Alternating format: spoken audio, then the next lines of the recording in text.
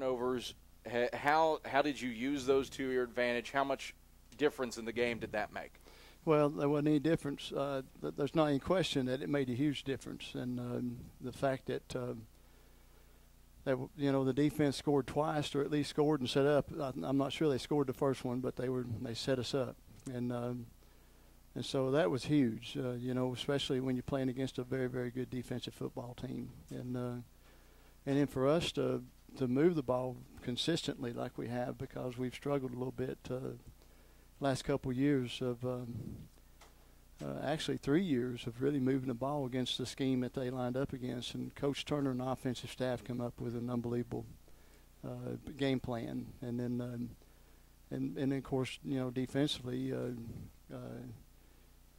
we had some frustrations because we still gave up a lot of big plays. But there was improvement, and I think our kids are excited about being 1-0 in the conference. And of course, next week's going to be an unbelievable challenge, and so be the first road game and be a good opportunity to see if we can improve more. You talk about the defense improving, and yeah, there were big plays given up, especially on the edge on some of those pitch plays. But you look at it too, and it's an opportunistic defense. How was that taken throughout the 2 weeks leading up to this game that you need to force some turnovers?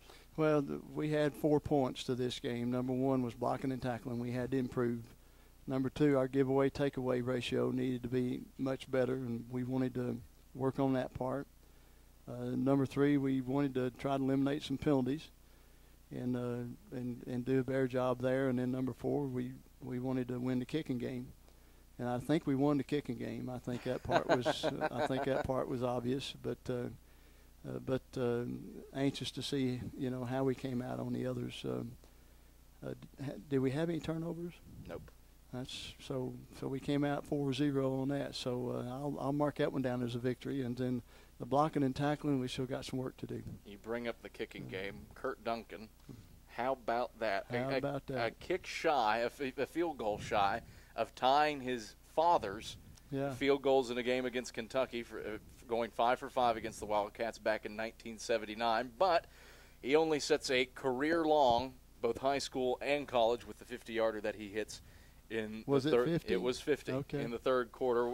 Could have been 4 or 5 more yards. He cleared it pretty good. So, what was the mindset letting him go out there and try that 50-yarder? Well, it's either that or punt it, and so we felt like it was a whole lot better give Kurt, especially a little breeze behind him, and especially as sweet as he'd been hitting the ball, and it worked out great. So, how much did the bye week benefit things? Well, it was good in the fact that we were defensively a little bit frustrated after the Glenville game, and you know what Lenoir-Rhyne does with their offense and defense is different, and so for us to get prepared for it and at the same time fundamentally work on, it wouldn't matter who we was playing, we fundamentally wanted to work on blocking and tackling and improving, and so it was tremendous. Most of the time I think it's not a good idea, but this time I was glad to have it. You mentioned the offensive game plan earlier, and you threw the ball quite well today. Haywood goes 8 for 11 for 133 yards. How did the passing game factor into this week's game plan? Well, it did, and really we intended to throw it more. We've got to throw it more. We're still not throwing the football like we need to. We had on the incompletions, we had receivers running open. We just didn't get the ball to them. Protection was good enough for us to complete them, and we just got to continue to work and get better at it. Coach, what does this mean big picture-wise for you? You pick up a victory over Lenoir-Rhyne, but you've had roughly 2 months with these kids now from the start of camp to help them along with the Eagle Way. What's that mean to you?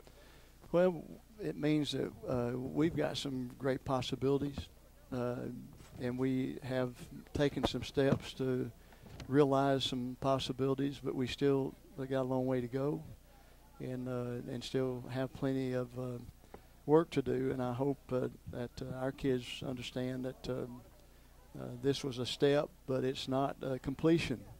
We got to keep taking steps, and so the journey, I hope, will continue. Coach Sparks, always a pleasure. Thanks for stopping by. Thank you.